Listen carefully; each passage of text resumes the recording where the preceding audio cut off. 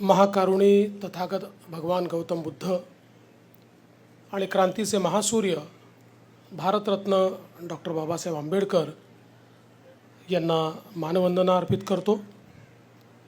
मंचावर उपस्थित महाराष्ट्राचे राज्यपाल श्री CP राधाकृष्णनजी, आमचे सहकारी उपमुख्यमंत्री माननीय एकनाथराव शिंदेजी, माननीय अजितदादा पवारजी, ज्यांनी अतिशय सुंदर अशा प्रकारचं पुस्तक आज आपल्या सर्वांना या ठिकाणी प्रकाशित करून भेट दिलेलं आहे, ते माननीय डॉक्टर नरेंद्र जाधवजी, मंगलप्रभात लोढाजी, दीपक केसरकरजी, प्रवीण दरेकरजी, संजय बनसोडेजी, कालिदास कोळंबकरजी, भाई गिरकरजी, राजकुमार बडोलेजी, अमर साबळेजी, अमोल मिटकरीजी, राहुल शिवाळेजी, नागसेन कांबळेजी, मुख्य सचिव श्रीमती सुजाता सौनिक, श्री भूषण गगरानी, श्री विवेक फणसाळकर, श्री संजय यादव, या ठिकाणी आमच्या या समितीचे सर्व पदाधिकारी आणि उपस्थित सर्व भगिनी आणि बंधूंनो, आज आपण सर्व लोक या ठिकाणी महामानव भारतरत्न डॉक्टर बाबासाहेब आंबेडकर यांना अभिवादन करण्याकरता आलो आहोत। आणि आपल्याला सर्वांना याची कल्पना आहे की आज आपला देश अत्यंत वेगाने प्रगती करतो आहे। जगातली 5वी सर्वात मोठी अर्थव्यवस्था आज भारत झाला आहे, जगातली 3री मोठी अर्थव्यवस्था होतोय। याचं सर्व श्रेय जर कोणाचं असेल तर ते श्रेय भारतरत्न डॉक्टर बाबासाहेब आंबेडकरांनी जे संविधान आपल्याला दिलं त्या संविधानाचं हे श्रेय आहे। मी तर असं म्हणेन की जगाच्या पाठीवर सर्वात सुंदर आणि सर्वात उत्तम संविधान जर कुठलं असेल तर ते भारताचं संविधान आहे। कारण हे संविधान सामान्य माणसाच्या जीवनामध्ये सामाजिक आर्थिक परिवर्तन घडवण्याचं मूलमंत्र घेऊन त्या ठिकाणी तयार करण्यात आलं आहे। आणि म्हणूनच आज कुठलीही समस्या देशापुढे असली तरी त्या समस्येचं निदान, त्याचा उपाय हा भारताच्या संविधानामध्ये आपल्याला पाहायला मिळतो। भारतरत्न डॉक्टर बाबासाहेब आंबेडकर हे द्रष्टे होते। त्यांचा जवळजवळ सगळ्या विषयात प्रचंड अशा प्रकारचा अभ्यास होता, व्यासंग होता आणि ती दृष्टी ही संविधानामध्ये आलेली आपल्याला पाहायला मिळते। आणि खऱ्या अर्थानं भगवान गौतम बुद्धांनी धम्माच्या माध्यमातनं जो समतेचा, बंधुतेचा एक संदेश दिला, तो संदेश देखील आपल्या संविधानाच्या माध्यमातनं आपण अंगीकारला हे आपल्याला पाहायला मिळतं। आज खरं म्हणजे मी डॉक्टर नरेंद्र जाधव यांचे मनापासनं अभिनंदन करीन आणि आभार मानेन की त्यांनी अतिशय सुंदर अशा प्रकारचं पुस्तक या ठिकाणी लिहिलं। मी बसल्या बसल्या ते पुस्तक चाळत होतो। एक प्रकारे बाबासाहेबांच्या जीवनाचा इतिहास आणि भारतीय संविधानाचा इतिहास आणि कशा प्रकारे बाबासाहेबांच्या विचाराने हे संविधान तयार होत गेलं याचा अतिशय सुंदर आलेख हा डॉक्टर नरेंद्र जाधवांनी या ठिकाणी मांडलेला आहे।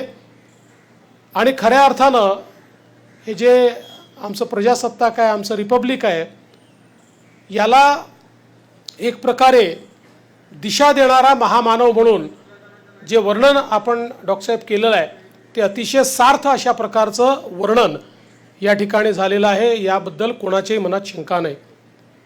या देशामध्ये कायदे मंत्री म्हणून, मजूर मंत्री म्हणून, पाटबंधारे मंत्री म्हणून, वीज मंत्री म्हणून जो काही कार्यकाळ भारतरत्न डॉक्टर बाबासाहेब आंबेडकरांचा राहिला त्या प्रत्येक कार्यकाळात किंवा त्या छोट्याशा कार्यकाळामध्ये त्यांनी सगळ्या पायाभूत गोष्टींची मुहूर्तमेढ त्या काळामध्ये केली। आणि केवळ संविधान नाही तर ते संविधान अंमलात आणण्याचं विजन हे देखील त्यांच्यामध्ये होतं।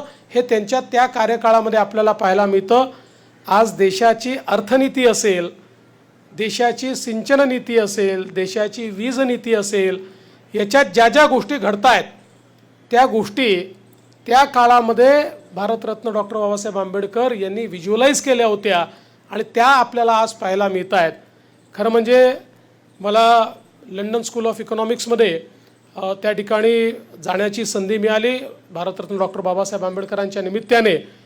आणि त्यावेळी मला अतिशय आनंद झाला की तिथले जे डीन आहेत ते डीन असं म्हणाले की ही वॉज अवर रेव्हियर्ड फेलो. आणि आजही अनेक विषयांवर त्यांचं जे लिखाण आहे ते आम्ही प्रमाण मानतो. मला असं वाटतं की यातनं त्यांचा द्रष्टेपणा किंवा एखाद्या विचाराची सखोल अशा प्रकारची जी काही त्यांचा अभ्यास होता, माहिती होती, ही आपल्याला पाहायला मिळते. आताच ज्या प्रकारे माननीय शिंदे साहेबांनी सांगितलं की या ठिकाणी चैत्यभूमीवर इंदू मिलवर स्मारक आपण तयार करतो, त्याला थोडा उशीर झालेला आहे पण अत्यंत वेगानं ते आपल्याला पूर्ण करायचं आहे. पण त्यासोबत मला अतिशय आनंद आहे की कोयाप्सान विद्यापीठामध्ये भारतरत्न डॉक्टर बाबासाहेब आंबेडकरांचा पुतळा असेल किंवा लंडनमधलं त्यांचं घर असेल, या प्रत्येक स्मारकाशी किंवा दीक्षाभूमी तर माझ्या मतदारसंघातच येते, या प्रत्येक आठवणीशी जुडण्याची एक संधी मला मिळाली. आणि प्रत्येक वेळी जेव्हा भारतरत्न डॉक्टर बाबासाहेब आंबेडकर यांच्या जीवनाकडे मी डोकावून पाहतो त्यावेळी मी थक्क होतो की एक व्यक्ती आपल्या जीवनामध्ये इतक्या गोष्टी कसे करू शकतात. मी तर असं म्हणेन की आपण अनेक वेळा म्हणतो ही व्यक्ती नाही, ही संस्था आहे.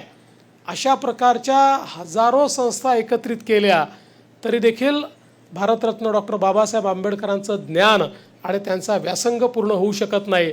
म्हणूनच या महामानवाला अभिवादन करण्याकरता ज्यावेळी आपण सगळे या ठिकाणी येतो त्यावेळी त्यांनी जो मार्ग आपल्याला दाखवलेला आहे, या देशाला एकच मार्ग महाशक्ती बनवू शकतो आणि तो मार्ग म्हणजे भारतीय संविधानाचा महामार्ग, की ज्या महामार्गामुळे हा भारत देश जगातली महाशक्ती बनू शकतो. आणि म्हणून आपण सर्वांनी बाबासाहेबांना नमन करताना एकच सर्वांनी ठरवलं पाहिजे, एकच संकल्प केला पाहिजे की भारताच्या संविधानानुरूप आमचं आचरण असेल. आमच्याकरता कुठल्याही धर्मग्रंथापेक्षा महत्त्वाचं हे भारताचं संविधान असेल आणि या संविधानानुरूपच आम्ही सर्व आमच्या जीवनामध्ये आचरण करू. मला असं वाटतं या संकल्पानेच भारताला आपण महाशक्ती तयार करू शकू. खऱ्या अर्थानं या महामानवाचे उपकार हे आपण कधी फेडूच शकत नाही. त्यामुळे त्यांच्या उपकारात राहण्याकरताच आणि त्यांच्याकडनं प्रेरणा घेण्याकरताच आजच्या दिवशी आपण त्यांना अभिवादन करण्याकरता येतो. मी या ठिकाणी भारतरत्न डॉक्टर बाबासाहेब आंबेडकरांना अभिवादन करत असताना पुन्हा एकदा आमचा कृतसंकल्प जाहीर करतो की जे कार्य आम्ही करू ते संविधान अनुरूप करू आणि काम करत असताना समाजातला जो शेवटचा व्यक्ती आहे, जो वंचित आहे, त्या वंचिताचाच विचार हा पहिल्यांदा आमच्या सगळ्यांच्या मनामध्ये असेल. मी पुन्हा एकदा भारतरत्न डॉक्टर बाबासाहेब आंबेडकरांना मनापासनं अभिवादन करतो आणि माझं बोलणं संपवतो. धन्यवाद. जय हिंद, जय भीम, जय महाराष्ट्र. देश विदेशातील प्रत्येक घडामोडींचे लाईव्ह अपडेट मिळवण्यासाठी आता साम टीव्हीच्या सर्व सोशल मीडिया प्लॅटफॉर्मला लाईक, फॉलो आणि सबस्क्राईब करा. तसंच सर्व नोटिफिकेशनसाठी बेल आयकॉन प्रेस करायला विसरू नका.